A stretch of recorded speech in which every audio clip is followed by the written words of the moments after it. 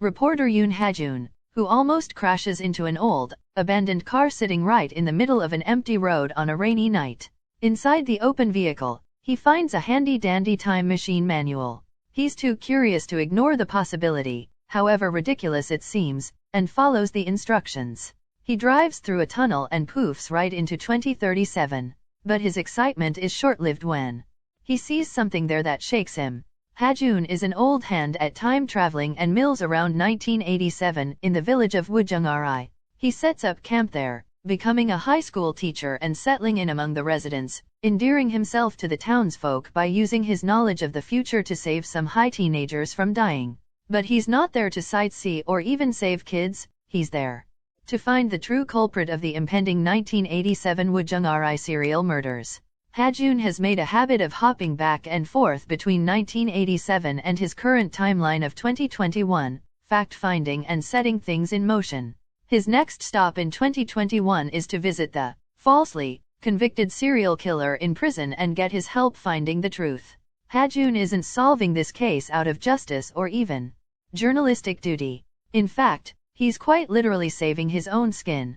We now discover what he learned in 2037. He's destined to be the serial killer's next victim in 2022, and seeing as the supposed killer hung himself in prison in 2021 in the original timeline, that means the real killer is someone else. Next, we're introduced to the other half of our time-traveling duo Baek Yoon-young, an overworked editor/manager for the demanding, self-involved author Ko Mi-suk.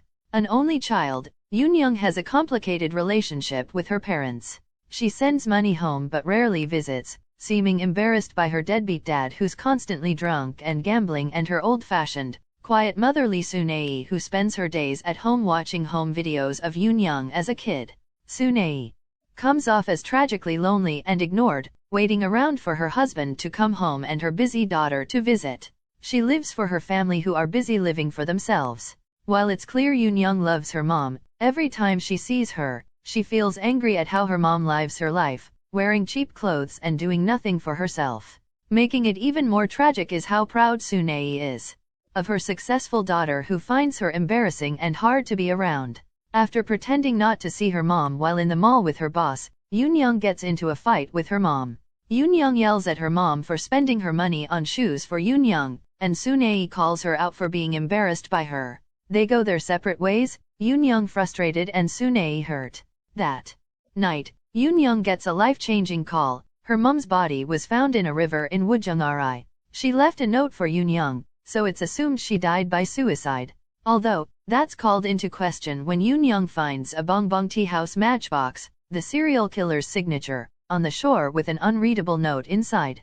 Soo-nae's death is tragic both for her sake and the guilt-ridden Yoon-young's whose regret, pain, and anger are palpable. I've always liked Jin Ki-jun, and she's great here as the daughter who took her mother for granted.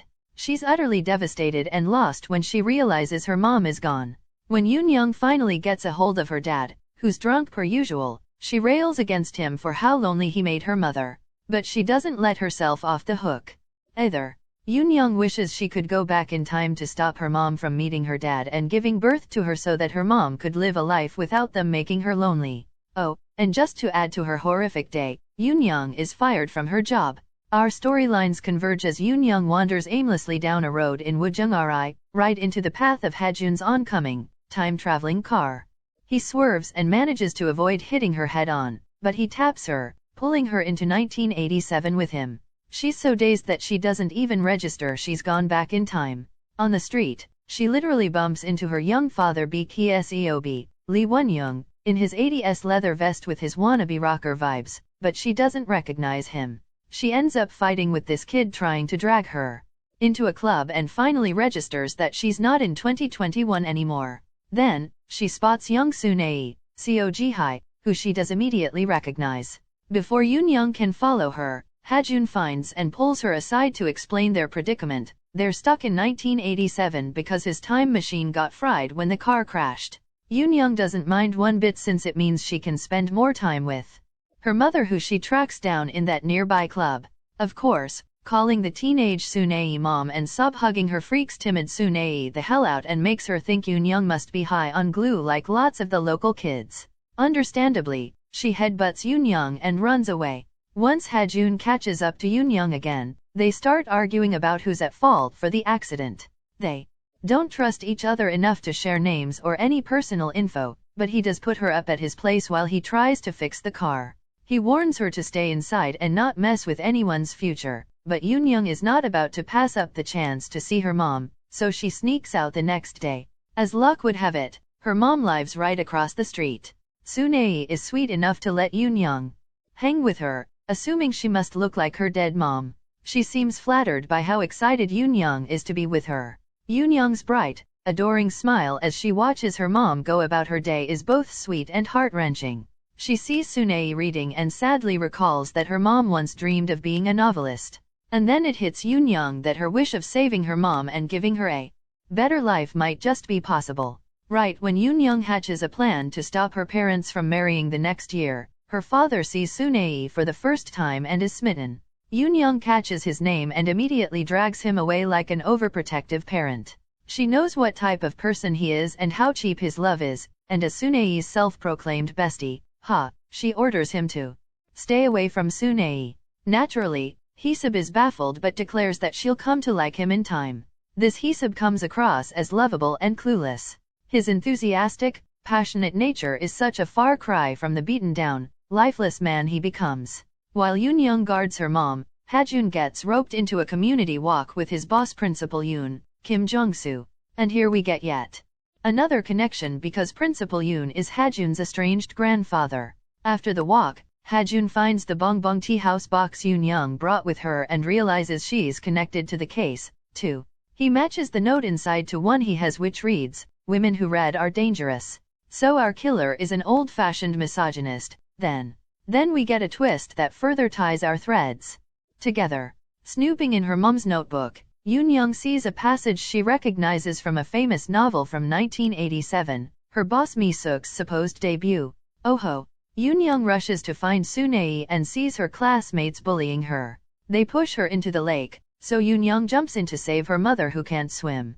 Among the classmates, only one seems concerned about Sune and rushes up to help. Lo and behold, it's novel-stealing Mi-suk who Yoon-young gives a healthy glare. Yoon-young takes Sune home and asks her about the bullying, but Sune quietly denies it. The girls are her friends, they were just joking around. When Yoon-young pushes back, Sune begs her to let it go. No one likes her, so she needs to believe these girls are her friends or she'll have no one. In a whisper, she says she wants to die. That decides it for Yoon-young. Just as Ha-jun fixes the car, Yoon-young tells him she's got things to do here, so she's staying. And that wraps up week 1. While I do enjoy the mystery here, the characters are what really have me invested. I love the juxtaposition of Yoon-young and Ha-jun's motivations for staying in 1987 with Yoon-young trying to erase her future self and Ha-jun trying to save his future self. While I can't say I like Ha-jun all that much yet, I am interested in his story. We've only scratched the surface with him, but he doesn't seem to have anyone in his life. I'm already all in with Yoon-young. Her pure joy at seeing and spending time with Sune is so bittersweet given it's too little, too late. And then there's Sune, who has apparently been underappreciated and lonely her entire life. We've seen less of Haesub, but how did that passionate kid lose himself so thoroughly in adulthood? I'm not convinced Yoon-young can or even should prevent her parents from falling in love, but I do hope she can find a way to help them be happier versions of themselves.